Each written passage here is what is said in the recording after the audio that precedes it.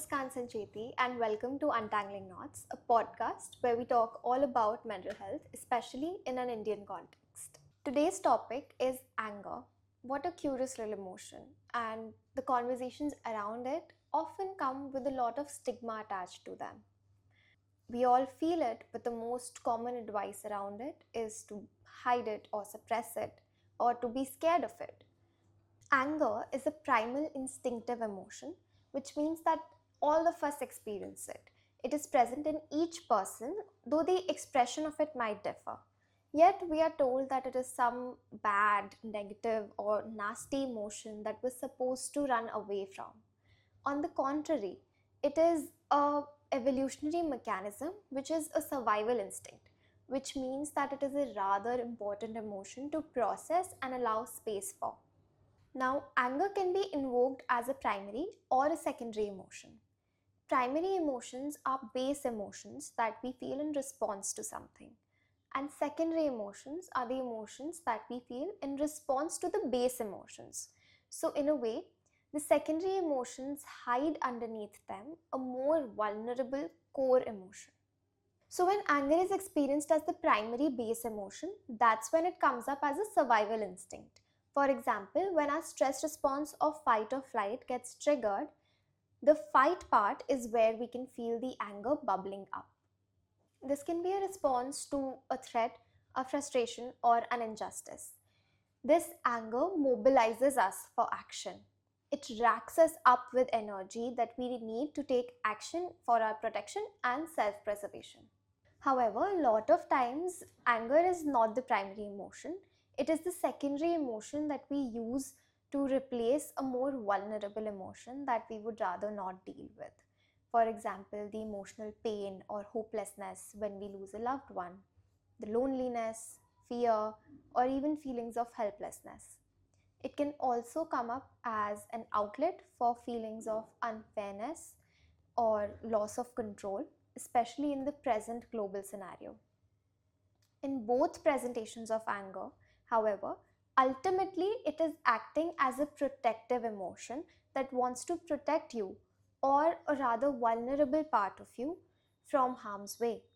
So, one could say that anger as an emotion is good or rather neutral, as most emotions are. It just is, and it needs space to breathe and exist without any judgment or shame attached to it, which is quite difficult to achieve in a society that values obedience and subservience so much that even a healthy expression of anger is not viewed as an assertion of one's autonomy but as disrespect. And like any other emotion, suppressing it does more harm than good. Suppressing anger is not just bad for your emotional or mental well being, it also has really harmful effects for your physical health.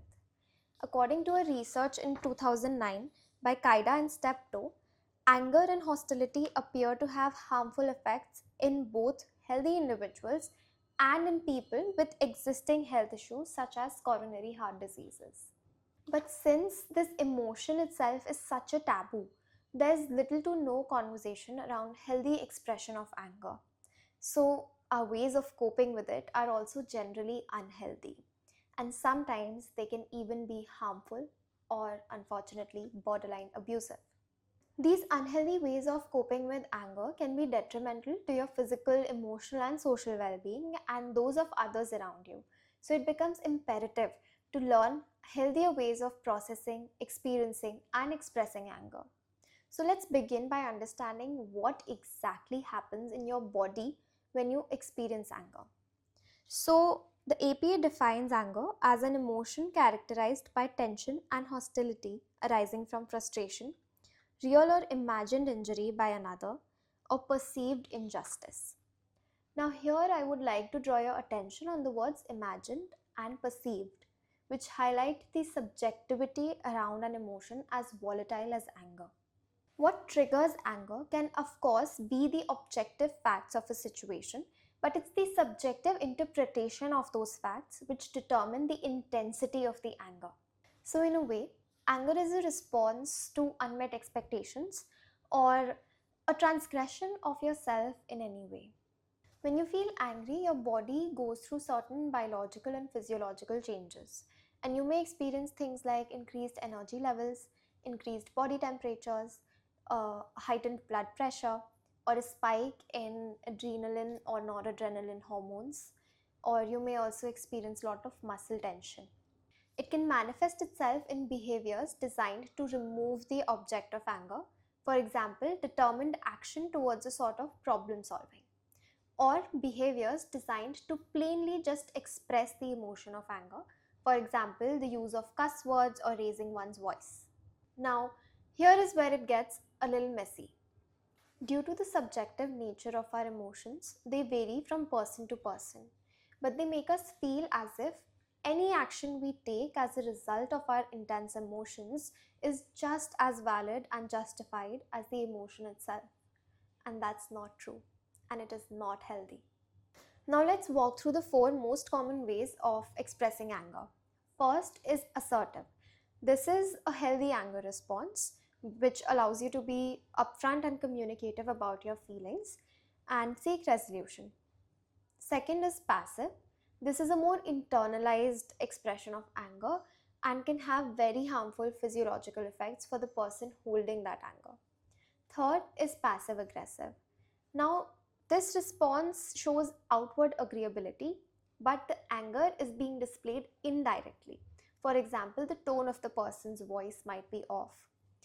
The fourth one is aggressiveness. Here, this is a very externalized expression of anger which can lead to acts of road rage or other acts of violence. The portrayal of anger in our society and media is scary and it gets a bad rep because anger means gusse mein kuch bhi kar do. It means that whatever you do is justified, acting aggressively is justified just because you're angry and you feel that your boundaries were crossed or you felt a threat to your ego. This is where it gets tricky. It may be justified for you to feel that emotion, but you're still responsible for your actions. Your feelings and behaviors are two very separate things.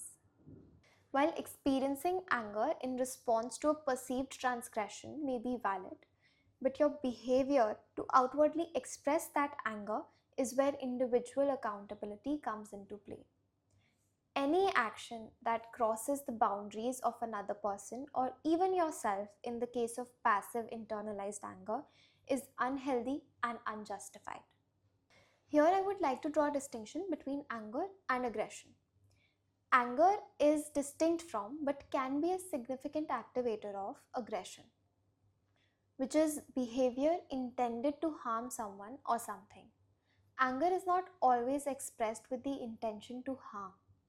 And despite their mutually influential relationship, anger is neither necessary nor sufficient for aggression to occur. There are a whole different set of factors in play when we talk about outright aggression. And although anger might necessarily not be violent, there's a very thin line between anger, violence, and abuse. Now, this brings us to what is socially acceptable when it comes to the expression of anger and for whom. How do these norms change on the basis of your social identity, such as your gender or your place in the power hierarchy at work or your age, all these things? The nuances of what are the acceptable ways of expressing anger are defined by the larger cultural frameworks and social contexts. In a country like India, where we value strict hierarchies even within family systems, the expression of anger, even in a healthy manner, can be termed as disrespectful when it's a person on the lower rung of power doing the expressing. While when it comes to a person with more power, even acts of violence and outright transgressions go unquestioned.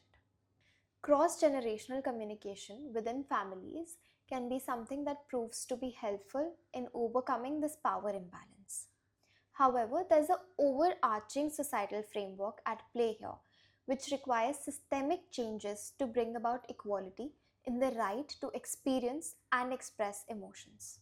Another influential factor is the place of our country in the global framework.